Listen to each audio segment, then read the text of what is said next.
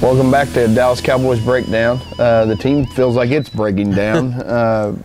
Can't win a game without Romo. No, it's not completely surprising. I mean, he's a great quarterback, and he can make the receivers even without Dez Bryant look really good. And the guys that they're putting in there can't do that. They've never done that in their careers. They put Matt Castle in and thought it would open up the playbook, and it did. They got some deep shots. They got a deep shot to Witten. Yeah. They got the ball down to Terrence Williams.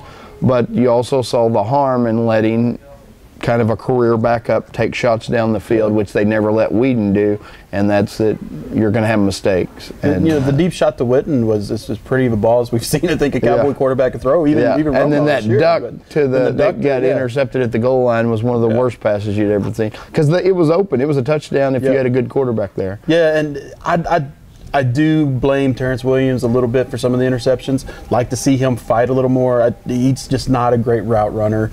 He doesn't run his routes with determination. He doesn't. No, he always cut off that out route ball. shorter. Yeah. The pick six wouldn't have happened if that's to Dez. Yeah, exactly. Because he fights for that ball and even, gets his hands even up. the duck, I'm not sure, is a pick six, because Dez is going to find a way to get back and fight for that ball. It could have. I mean, it's not a pick off. It could have still been an interception, but I trust Dez to go up and fight for that ball. It was an awful throw. But it was a terrible throw. But Dez Bryant, and which he might be back this week, can make some of those awful throws look a little better. And another thing is that although there has been pass rush, they can't force turnovers. No.